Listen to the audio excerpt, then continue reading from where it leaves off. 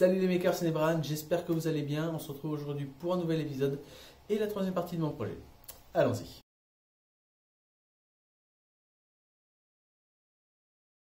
En effet, depuis quelques semaines maintenant, je partage avec vous, au travers de cette série de vidéos, un projet qui consiste à transformer un mini PC portable en véritable PC de bureau, c'est la station que l'on pose sur le bureau, ce à l'aide d'impression 3D et de découpe laser. Jusqu'à présent, je vous ai présenté déjà le projet en lui-même, les détails, ce que je voulais en faire, pourquoi, ainsi qu'un design sur lequel j'allais travailler et une première représentation 3D de ce fameux design. La représentation 3D n'étant pas faite pour la production, pas pour imprimer ou découper, mais juste pour étudier en fait les contraintes de dimension que vont me poser tous les composants de ce projet, pour pouvoir connaître les dimensions finales des pièces que je vais devoir travailler. Donc cette représentation, la voici. Donc comme vous pouvez voir, on a la carte mère qui est au milieu, avec de chaque côté la place prise par les extensions des différents ports de la carte mère, USB, VGA, tout ça. En dessous, on a l'alimentation et ensuite autour, on a ce qui nous intéresse le plus, c'est le fameux boîtier en lui-même qui sera découpé au laser dans du bois.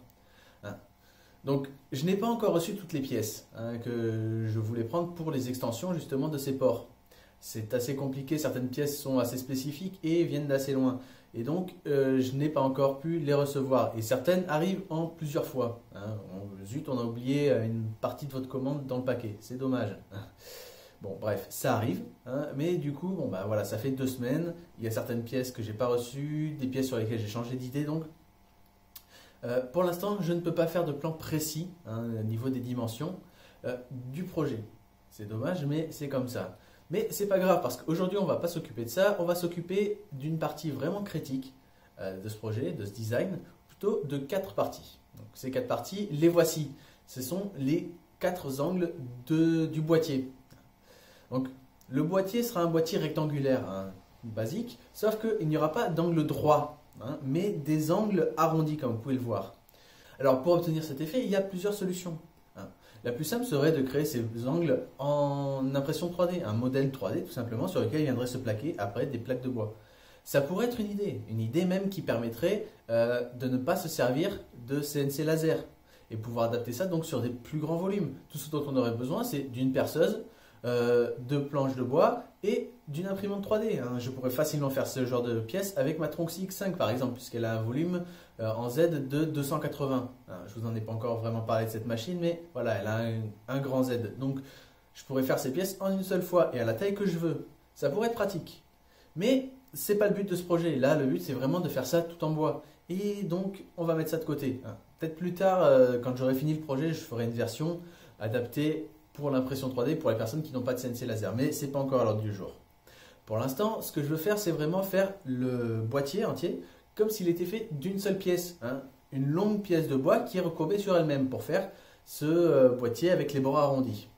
Pour faire ça, on peut utiliser ce fameux pattern dont je vous ai déjà parlé qui permet de courber le bois. Je m'en suis déjà servi sur ce modèle. Je m'en suis également servi sur un modèle pour un giveaway. Donc, il apparaît souvent, c'est vraiment une des choses qui rendent ce laser si intéressant, c'est qu'on peut obtenir des effets sur le bois qu'on ne pourrait pas obtenir à la simple découpe ou avec l'impression 3D, ou difficilement avec l'impression 3D, puisque ça c'est la pièce imprimante 3D. Bref, donc ce fameux pattern, c'est ça qui va me permettre de courber le bois. Il en existe différentes sortes, vous avez des patterns comme je vous ai montré qui sont en ligne. Et en fait, ça crée une espèce d'accordéon. Mais vous en avez également qui sont en carreaux. En fait, ce sont des petits carreaux, comme vous pouvez le voir ici. Et ça permet également de courber le bois. Et il y en a même qui sont, d'après ce que j'ai vu, en hexagone. Ce qui pourrait me plaire à la base. Mais en fait, le problème, c'est que les carreaux et les hexagones vont donner un espèce d'aspect écaillé au projet, en fait. Sur les bords, ça va donner un espèce d'aspect écaillé. Et c'est vraiment pas ce que je veux. Je me serais bien servi des hexagones, puisque vous connaissez mon attrait pour ce genre de forme. Mais là, non. Ce que je veux, c'est vraiment quelque chose de lisse. Ce que je veux, c'est avoir des bords parfaitement lisses, bien arrondis, mais lisses, pour qu'après, je puisse, par exemple, venir coller par-dessus une fine couche de vinyle. Je ne sais pas encore, mais pour obtenir un rendu d'un différent matériau, pour que ça fasse quelque chose de vraiment très propre. Ça, c'est pour la fin du projet, on n'y est pas encore. Mais voilà, l'idée, c'est de pouvoir faire ça et d'avoir quelque chose de vraiment lisse. Donc en quoi c'est un point critique? Ce pattern, je m'en suis jamais servi, ou plus exactement, j'en ai jamais fait moi-même hein, pour un projet. J'en ai déjà vu utiliser sur différentes pièces, sauf que ben, voilà, les personnes qui l'ont fait, je pense qu'elles savaient à peu près ce qu'elles faisaient. Donc là, c'est plus compliqué. Hein, parce que en fait, il y a deux paramètres que l'on peut faire varier sur ce pattern. La longueur des lignes, hein, parce qu'en fait, ce pattern, c'est tout simplement quoi? C'est des lignes hein, qui sont découpées au laser et qui créent cette espèce d'ouverture et cette espèce d'accordéon. Hein. Donc, c'est tout bête, mais il faut définir la bonne taille de ligne, le bon nombre de lignes et l'étendue en fait, du pattern. Donc, le nombre de lignes dépend forcément de la taille des lignes hein, et de la taille en fait, du pattern. Et par contre, l'étendue est également un point important. Hein. Donc, on a ces deux paramètres sur lesquels il faut travailler. Pour la longueur des lignes, en fait, c'est ce qui va permettre de courber plus ou moins bien le bois en fonction de son épaisseur. Hein. Plus le bois sera épais, plus ce sera compliqué de le courber avec des toutes petites lignes. Du coup, il va falloir faire des lignes plus grandes. Mais attention, parce que si on fait des lignes trop grandes, déjà, l'écartement sera trop visible et ça ne fera pas beau. Et surtout, ça va fragiliser le bois. Hein. Et j'ai pas envie que le boîtier, à chaque fois que je le prenne, j'ai peur de le casser ou qu'il s'éclate parce qu'il y a trop de tension sur le bois. Non, ça ne me plaît pas. Donc il faut jouer là-dessus, hein, trouver le bon compromis entre des lignes assez petites pour que la courbure soit propre et lisse, mais assez large pour que ce soit suffisamment souple et que ça ne risque pas juste de péter dans les doigts. Voilà. Et le deuxième paramètre, donc l'étendue, hein, est également un paramètre qui va influer d'une part sur la résistance du matériau, hein, encore une fois, mais surtout en fait ça va influer sur la courbe, la courbure que va prendre la forme, tout simplement. Et justement, là, le truc, c'est que je ne veux pas quelque chose de trop adouci au niveau du bord. Sur le modèle, j'ai mis les courbes au hasard, hein, juste avec un outil sur Fusion 360 pour pouvoir le faire, mais je n'ai pas fait ça en fonction du pattern en lui-même. Donc, au niveau de la courbe, ce que je veux, c'est quelque chose d'arrondi, mais d'assez brut quand même. Pas de super arrondi, pas de super adouci. Non, non, je veux quand même que ça reste arrondi pour donner un petit aspect un peu plus de continuité, on va dire, et quelque chose d'un petit peu plus doux, mais pas trop. Je ne sais pas trop si vous voyez ce que je veux dire, mais voilà, je veux pas quelque chose de super étalé, non. Je veux vraiment quelque chose d'arrondi et propre. Donc, il va falloir que je joue sur la longueur de ce pattern, enfin sur l'étendue de ce pattern, pour que l'arrondi soit d'un côté suffisamment brut. Mais pareil, si l'arrondi est trop faible, eh bien, il y aura beaucoup trop de tension sur très peu de surface. Et donc, là encore une fois, fragilisation du modèle. Je ne sais pas si ce mot existe, la fragilisation. Si, ça existe en fait. Mais voilà, je ne veux pas que le modèle soit trop fragile. Donc, il faut encore une fois que je trouve les deux bons paramètres. Donc, c'est assez compliqué et il va falloir que je fasse des tests pour ça. Je vous montre. C'est parti. Et là, je pars sur du médium de 3,7 mm d'épaisseur. Hein, je n'ai pas trouvé de 4 mm. Comme vous le savez, j'ai décidé de faire ce modèle avec du bois de 4 mm, mais en fait, j'en trouve pas. J'en trouve pas. Alors, je pense que c'est parce que les petits magasins où je vais n'ont pas forcément ce matos, mais si je vais dans des plus grandes surfaces de bricolage, je devrais en trouver sans trop de difficultés. Mais en attendant, le 3,7 c'est suffisamment proche et le médium est suffisamment dense pour justement pouvoir obtenir cet effet et je pense que ce sera suffisamment proche du 4 mm. Donc j'ai fait plusieurs essais, hein, bon, je vous en montre qu'un, mais j'en ai fait plusieurs et j'ai eu de la chance sur le premier paramètre, hein, la longueur des traits. Par contre, il a fallu que je m'y reprenne plusieurs fois sur l'étendue du modèle. Et c'est fini. Bien. Donc, premier modèle que j'ai réalisé. Donc vous voyez, on a juste le pattern. Le reste, je m'en fiche pour l'instant. Donc comme je vous l'ai dit, sur la longueur des traits, j'ai eu un coup de chance. Hein, c'est propre, ça reste lisse et ça se courbe sans trop de difficulté. Donc de ce côté-là, je vais garder ces valeurs. Par contre, là, j'ai mis une étendue de 5 cm hein, là-dessus.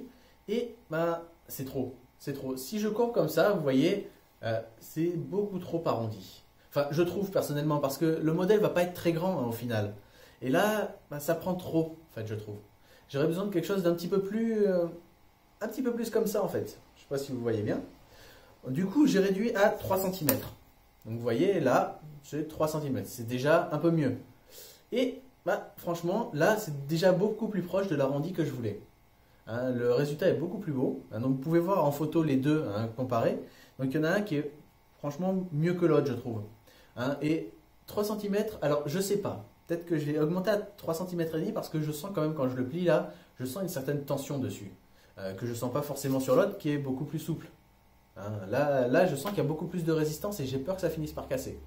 Alors, bon, je parle beaucoup de la tension et je m'inquiète beaucoup dessus, mais au final, je sais très bien que ça ne va pas non plus être un gros problème puisque je vais faire des pièces imprimées en 3D, je pense, qui vont venir en fait imposer une forme au modèle, hein, puisqu'elles vont venir se caler en fait à l'intérieur, hein, ici, hop, comme ça, et à l'intérieur tout autour en fait, pour pouvoir déjà faire un socle pour les panneaux avant et arrière, et je pense justement pour imposer une forme particulière au modèle.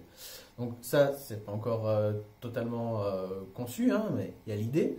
Mais donc, je sais qu'il y aura quelque chose qui va imposer cette forme au modèle. Mais quand même, j'ai pas envie qu'au bout d'un moment, je suis là sur le PC, d'un coup j'entends clac, et en fait c'est juste la pièce qui s'est cassée. Bref, donc voilà, aujourd'hui j'ai réussi à me décider sur le type d'arrondi que j'allais prendre. Hein. Franchement, 3 cm avec, je crois qu'il y a 4 cm de ligne, c'est pas mal. C'est pas mal. Il faudra voir après sur toute la longueur du produit puisque c'est quand même plus grand. Mais je pense que là pour le coup c'est pas mal, ça rend bien. Donc la semaine prochaine, si j'ai tous les composants, on pourra voir le dimensionnement final du produit. Hein. Voir un petit peu vraiment les différentes dimensions qui vont me poser des problèmes. Et surtout, il va falloir peut-être que je revoie un petit peu certaines dimensions que j'avais définies parce que je me suis rendu compte que la CNC avait une largeur d'environ 22 cm. Or, je pense que mon modèle, là, pour l'instant, il est à 23. C'est pas bon, donc. Bref, donc pas mal de boulot pour la semaine prochaine. Mais bon, pour l'instant, je suis déjà content d'avoir trouvé comment faire ce design et de savoir sur lequel je vais partir.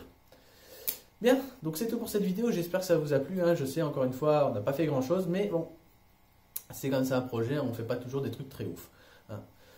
Donc, comme d'habitude, vous pouvez réagir dans les commentaires. Si la vidéo vous a plu, je vous invite à la partager, à mettre un pouce bleu, à vous abonner à la chaîne. Et moi, je vous dis à très vite. Ciao!